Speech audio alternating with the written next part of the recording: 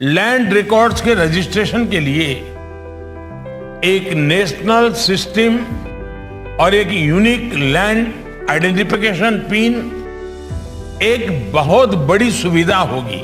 Land records के digitisation और demarcation से जुड़े समाधानों को आधुनिक टेक्नोलॉजी से जोड़ना आज की जरूरत है।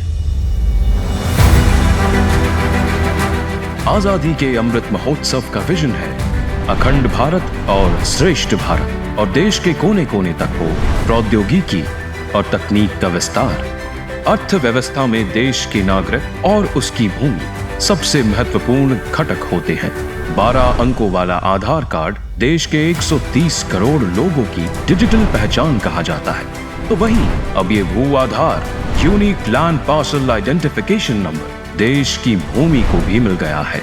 Unique land parcel identification number यानी भू आधार भूखंडों की पहचान के लिए एक निर्बाध और कुशल प्रक्रिया प्रदान करता है।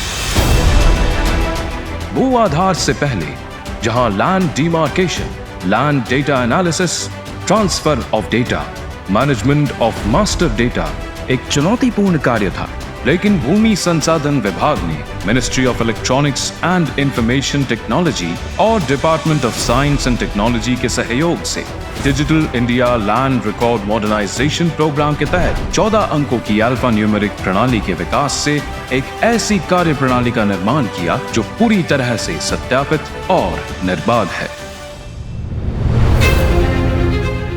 Unique land parcel identification number भूमि पार्सल की पहचान की एकत्रित प्रणाली, एप्लीकेशन प्रोग्रामिंग इंटरफेस, अंतरराष्ट्रीय स्टैंडर्ड्स, ECCMA और OGC के मानकों का अनुपालन करता है।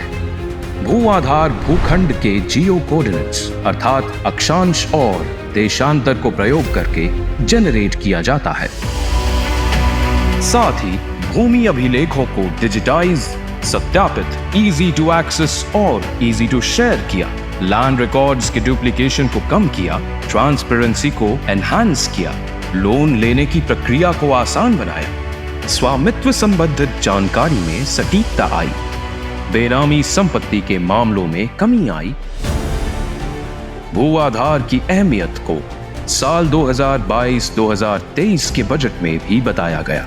बजट के पैराग्राफ 74 में कहा गया कि भूमि संसाधनों के कुशल और सशक्त इस्तेमाल के लिए जरूरी है कि राज्य को विशिष्ट भूखंड पहचान संख्या अपनाने के लिए प्रोत्साहित किया जाए। इसी सोच के साथ आगे बढ़ते हुए देश के 27 राज्यों और केंद्र शासित प्रदेशों ने भू आधार को लागू कर दिया है एवं इसी के साथ 6 राज्यों में इसकी पायलट टेस्टिंग भी पूरी हो चुकी है।